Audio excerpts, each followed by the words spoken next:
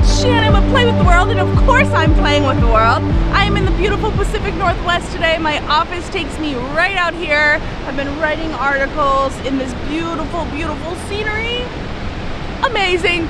Okay, so today's topic is super important because it's something we all actually experience. If you're a person and you're human, you're watching this, chances are you've gone through this maybe even in the last day or two. And I'm going to talk to you today about how to deal with difficult people.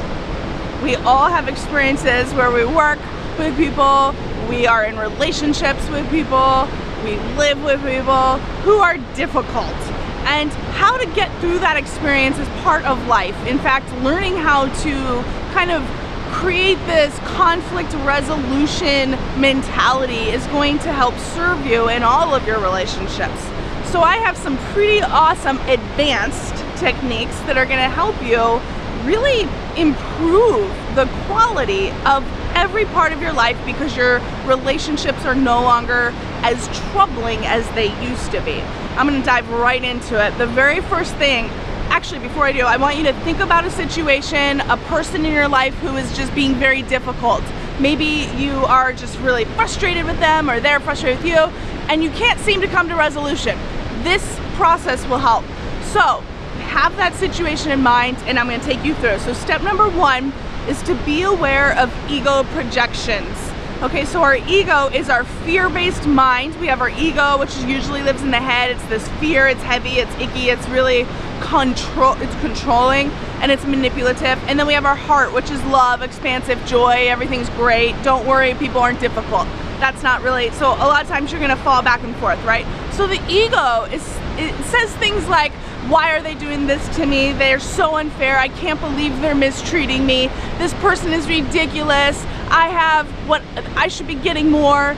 It says things like that. The ego, when you're in a difficult situation, is a lot about me, you. And it makes the other person separate. It makes them more of, it almost puts you on a pedestal. The ego really likes to specialize you and it's gonna raise you above and say, well, I am doing it right. I know what I'm doing, and that person clearly doesn't, and that's why we feel like we're in a difficult situation.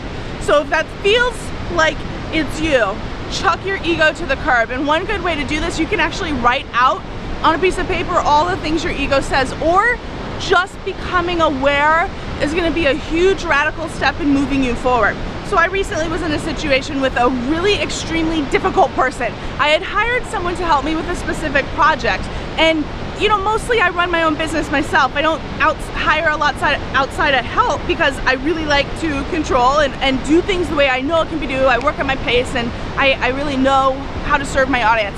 And so bringing in someone was really confusing and frustrating for me because it was a complete lack of control, but that's a whole separate topic we'll talk about later. But it was very difficult because their style of working was so different than what I was used to.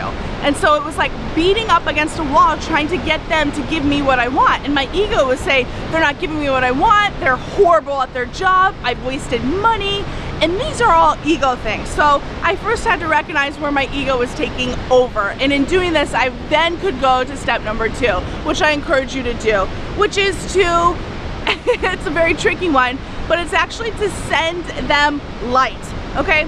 Or you can forgive them. This step is kind of two layers. Forgive them is the real step, but in the beginning, I couldn't forgive this person because I was so in it. I was like, I can't forgive them yet. I know spiritually you're supposed to do that, and I'm a self-help teacher and I'm supposed to get to forgiveness, but I couldn't, at least for a couple days. And so instead what I did, if you're having a hard time forgiving someone, the possibility of resentment building up is what's keeping you from really moving through the situation and resolving it. So instead, if you can't quite forgive, just be willing to forgive and know that you want to work yourself towards forgiveness, and instead send them love and light. And I did that. I said, I know they're probably doing the best they can. It's different than what I would do, but I'm gonna send them love and light. So every time I thought about them, instead of going to hatred or resentment or anger, I sent them love.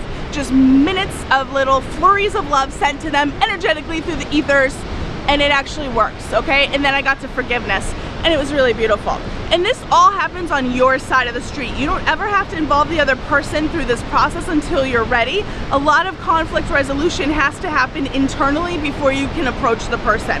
So I really want to lead into the third part, and the third one is to ask yourself, okay, here's the advanced technique, guys, you're ready for this, is to ask yourself, what are we teaching each other? So every opportunity in your life is a lesson. We're here on planet Earth and it's a big school, especially with relationships. If you're in a partnership or you're working with someone and it's a difficult situation, there is a profound lesson available to you. So ask yourself, what am I learning?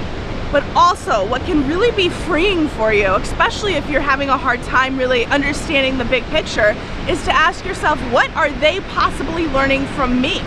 And so for me, I realized what I was learning is how to ask for help in this situation, because I had hired someone and I didn't know how to ask for help because I had done it all before, and that's a huge, profound lesson. I also learned how to work with people who were difficult so I could actually use these skills and then I could, of course, teach you guys.